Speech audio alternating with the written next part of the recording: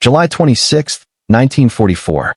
3 miles south of Saint-Lô, France, Staff Sergeant Frank Novak stood beside his mud-splattered Sherman tank, staring at a briefing sheet that felt less like information and more like a countdown to death. The numbers were cruel. A German Tiger could destroy his tank from distances so great the crews barely had time to see the flash. Novak's own 75mm gun had to crawl in to within 300 yards, close enough to smell the exhaust from the enemy engine, before it had even the slightest chance of punching through the Tiger's armor. In the past 48 hours, that single German machine had destroyed 11 Allied tanks. 11 crews. 55 men. All wiped out by one commander whose reputation was already whispered through the ranks like a curse. American doctrine insisted on order. Advance in a straight line. Create a wall of steel. Fire together. Fight by the book. But Novak had helped build Shermans in Detroit before he ever climbed inside one, and the blueprints were still etched into his mind. That night, as he sat under a flickering lantern sketching angles and distance calculations, he realized something the manuals never mentioned. It wasn't about better armor. It wasn't about a better gun. It was geometry, pure, simple geometry. A way to turn weak steel into a weapon and the Tiger's massive gun into a limitation. 5 Shermans against 1 Tiger? Everyone said that meant 5 dead Shermans. But Novak could see a possibility the Germans would never expect. 2 days earlier, July 24th, the staging area south of Saint-Lô smelled of wet mud and diesel fumes. Dawn light glowed faintly through low-gray clouds as Novak leaned against the hull of his M4A1, nicknamed Lucky Strike. The name was painted in sloppy white letters across the barrel. Rodriguez, the loader, had thought it was funny. Novak didn't. He'd been trying to finish a letter to his wife, Rose, for nearly half an hour, rewriting sentences, scratching them out, starting again. He wanted to tell her the truth, but not the kind of truth that would make her fear every sunrise. After 3 weeks in Normandy, the scariest part wasn't the fighting. It was the waiting. He finally wrote one simple line. We outnumber them. It wasn't much, but it was true, and maybe it would help her sleep at night. Around him, his crew moved through their routine with the calmness of men pretending they weren't terrified. Walsh, the gunner, scrubbed the breech like a man polishing a church pew. The kid always hummed hymns when he was nervous. Rodriguez checked each round of ammunition like he was picking fruit at a market. Chun, the driver, kept muttering range estimates under his breath as if math might save their lives. You think today's the day? Walsh finally asked. Intel says the Germans are falling back, Novak replied. Could be quiet. He didn't believe that for a second. By 0700, the tank commanders were summoned to the briefing tent. Rain tapped on the canvas roof like impatient fingers. Captain Morrison looked like he hadn't slept since Tunisia, his uniform soaked with sweat and rain. Without wasting time, he pulled down a chart showing the shapes of the Sherman and the Tiger side by side. Novak had stared at that exact comparison in Detroit countless times, but it had never once felt so immediate, so personal. Gentlemen, Morrison said, his voice flat, we have a Tiger operating near Hill 192.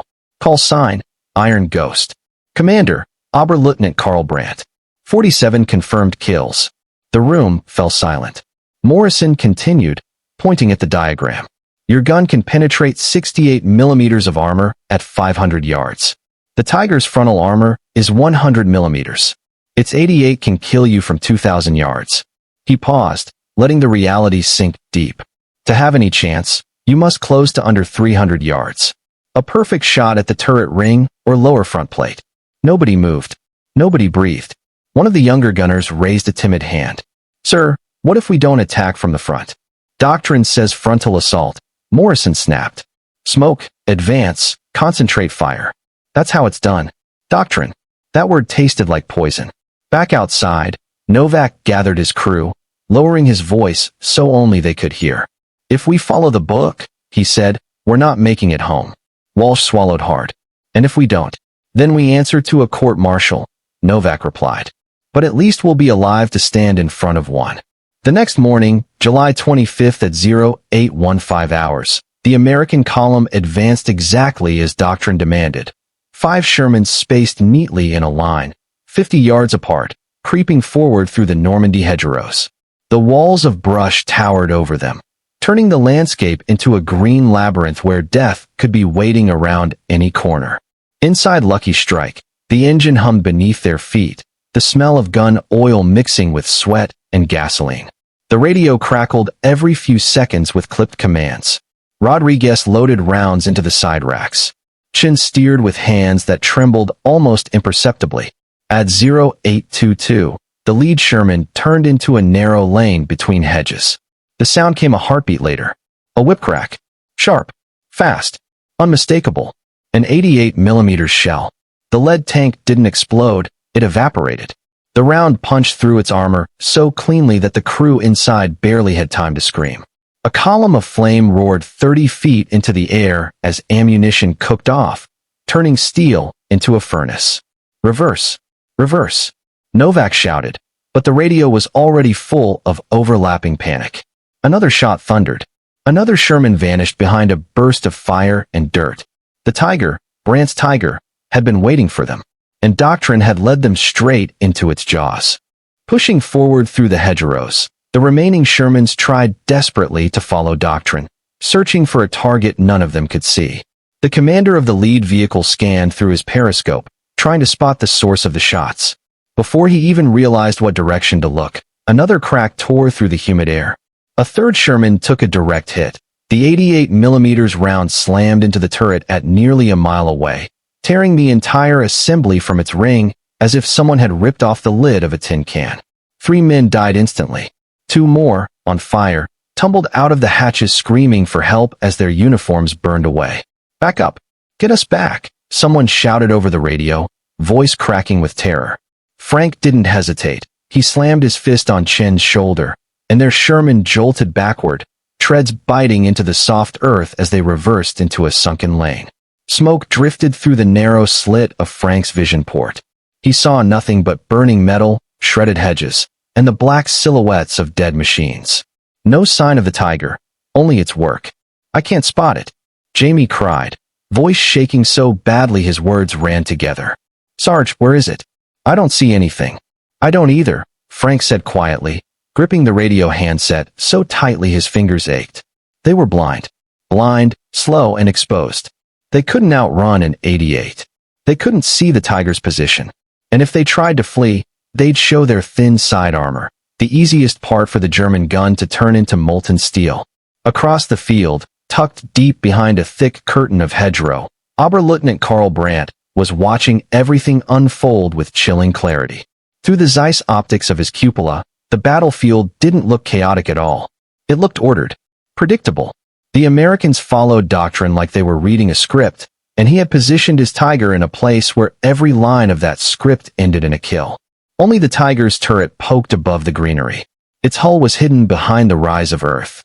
He had angled the tank, so he had 3 clean lines of fire down 3 separate approach corridors. The range was perfect. The light was perfect. And the Americans were exactly where he expected them to be. Ziel Erkent. Panzer, 1600 meters. "Fire," he said calmly. His gunner, Meyer, didn't need to reply. The man was already making micro-adjustments on the elevation wheel, correcting for distance and a faint crosswind. The gun he operated, the famous 88, had nearly 3,000 feet per second muzzle velocity. At this distance, the shell would reach its target in barely 2 seconds. More than enough force to rip through anything the Americans brought. Brandt pressed the firing button. The Tiger bucked. Through the glass, he watched the glowing tracer line streak across the distance and smash into the Sherman's turret. A perfect strike. A perfect bloom of fire.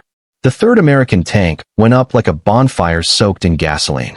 "Reload," Brandt ordered, though his loader was already hauling another shell into place. Their crew worked like a well-oiled machine, sharp, precise, efficient. But Brandt's mind wasn't on the kill. He was counting ammunition. 4 rounds fired. 32 left. Fuel, under half. Supply lines collapsing behind them. No reinforcements coming. "Herr Oberleutnant," his loader said suddenly, excitement in his voice. "Is it true what they say? That 1 Tiger equals 10 Shermans." Brandt stared at the burning wrecks through his scope. 3 American tanks gone in minutes. 15 men who had been alive that morning, now nothing but silhouettes behind sheets of flame. The propaganda back home loved to boast about invincible German armor, posters of roaring tigers crushing Allied machines like toys. But reality was different. Propaganda calls the tiger invincible, Brandt said quietly. The truth is simpler. Good engineering plus good ground equals advantage. But advantages fade. He tapped the fuel gauge with the back of his knuckle. And they never stopped coming. In the sunken lane, Novak sat against the turret wall of his Sherman, catching his breath. The air was thick with smoke and fear. Jamie's fingers trembled uncontrollably on the elevation handles. Rodriguez didn't speak at all. Chin stared forward, eyes wide, waiting for orders that didn't exist. Over the headset, desperate voices crackled through. Other crews calling for artillery, for smoke, for permission to retreat, for anything at all. Jamie whispered, "Sarge, we can't beat that thing." Frank didn't answer right away. He reached for his map, spreading it across the radio set. The hedgerows twisted in all directions, corridors of green walls and dead ends.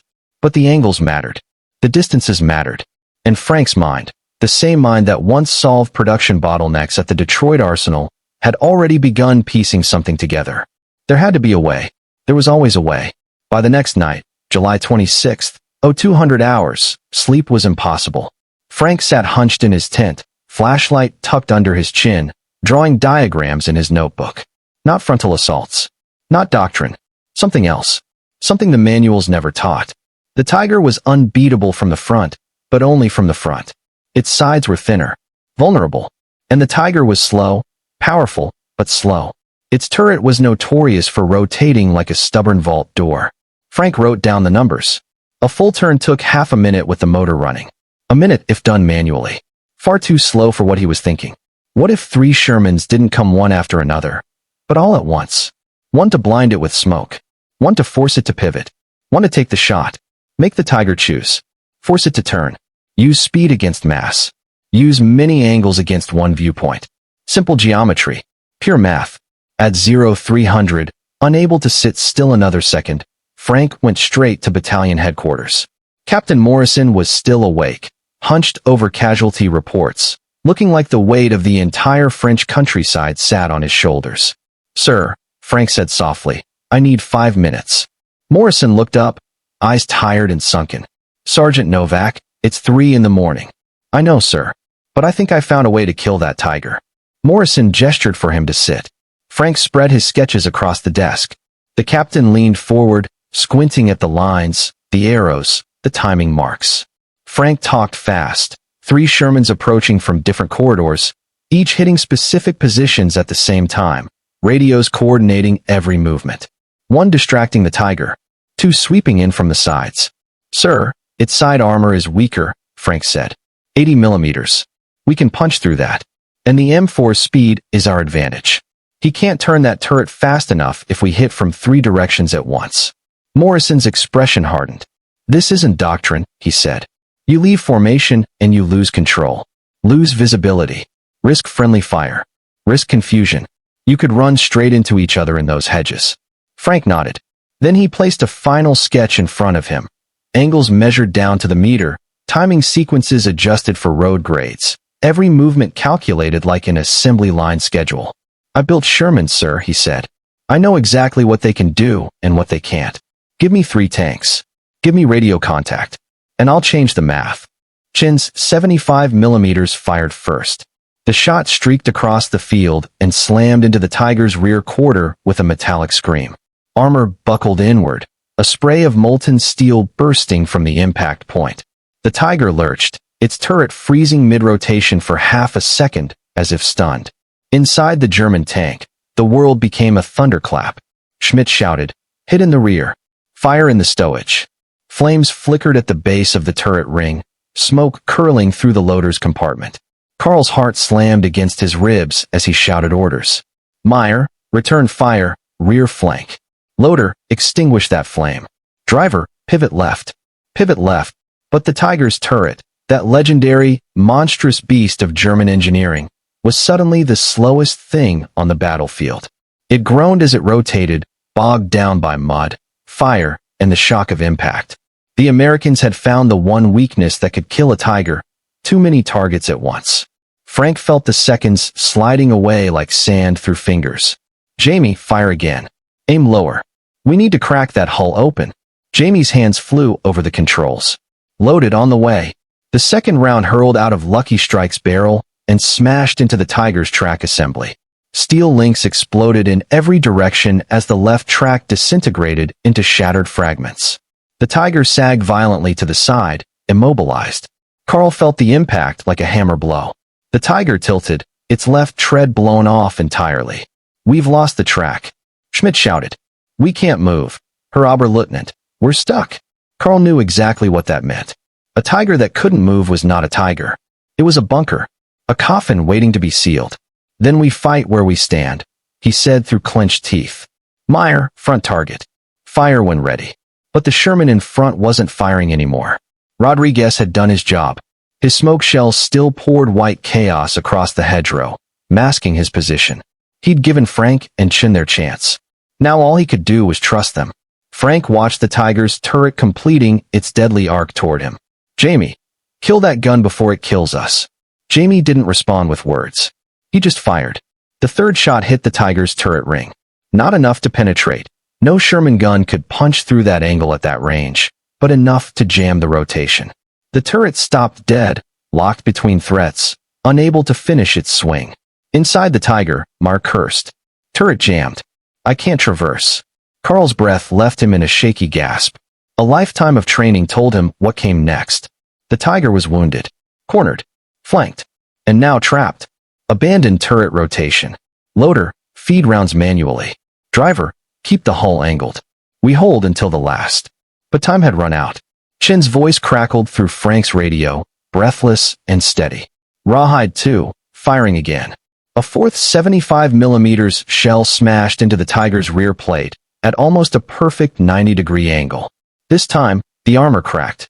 The round punched through the back of the Tiger, tearing into the engine block.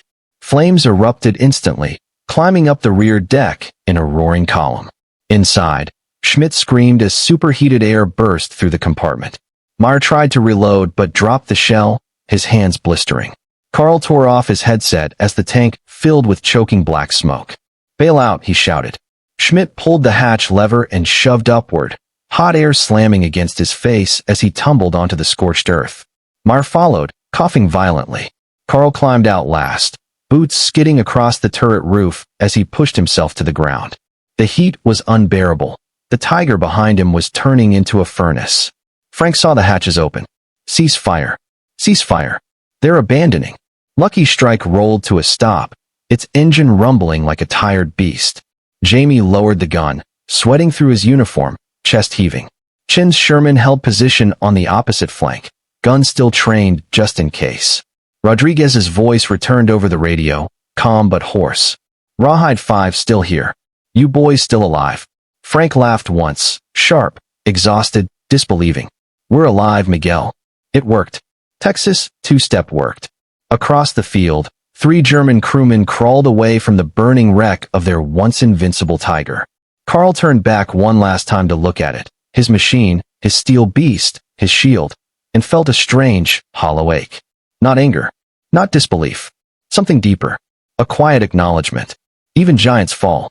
Frank climbed out of his Sherman and stood on the turret, watching the flames consume the German tank. The morning sun was rising now, lighting the field in gold, making the smoke glow like a burning banner. What had been impossible 4 hours ago was now a crippled giant smoldering in a ditch. Jamie climbed up beside him. Sarge, we really did it. Frank nodded slowly. No, we didn't beat the Tiger.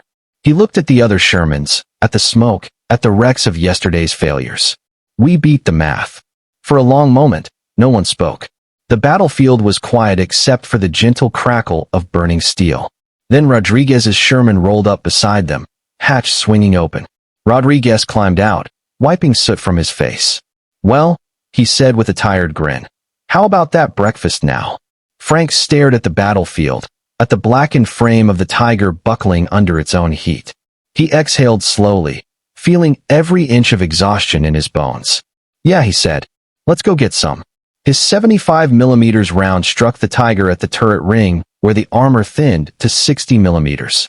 The impact sent metal fragments ricocheting inside the turret. Through his optics, Frank saw the Tiger's main gun freeze mid-traverse. Jammed. Carl understood instantly. They had changed the geometry on him, turned his greatest strength into a liability.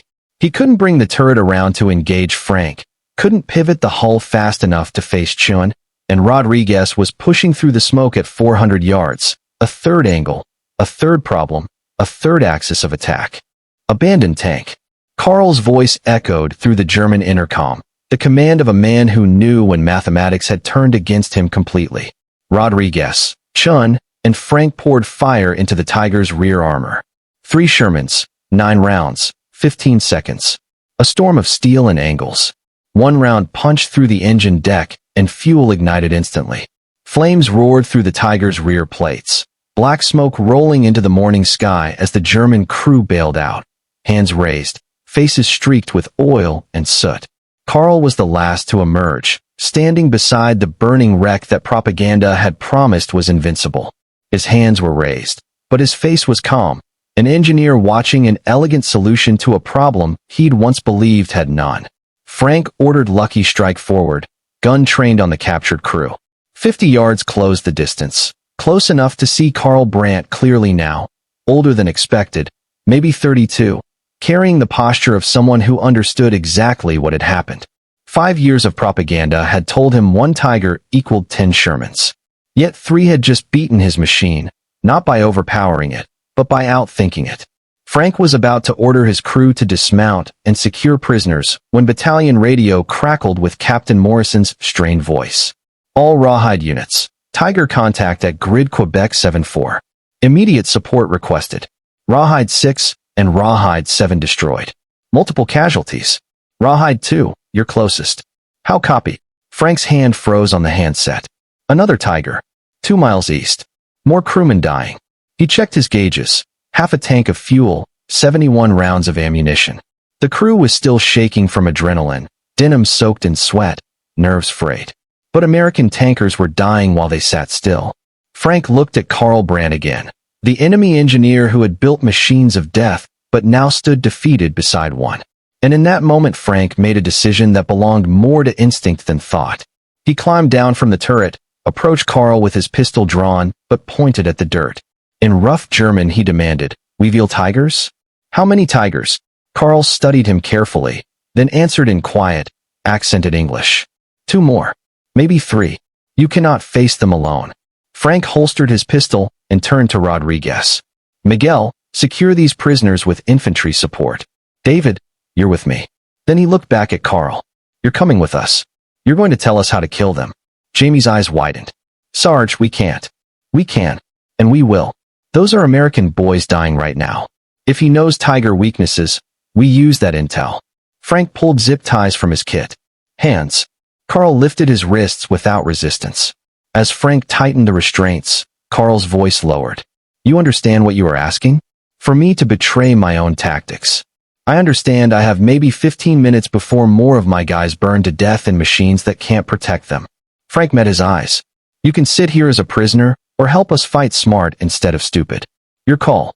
Carl looked at his burning Tiger, at Schmidt and the rest of the captured crew, at the 3 Shermans that had executed an impossible flanking geometry.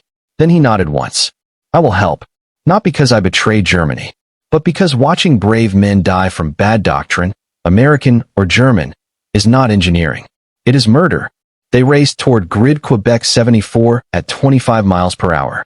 Carl sat in the commander's seat beside Frank, wrists bound, Jamie keeping a sidearm trained on him.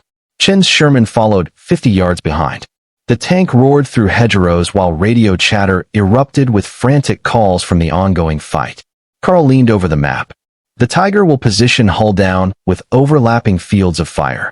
Side armor is 80 millimeters. You can penetrate at 800 yards with a clean shot.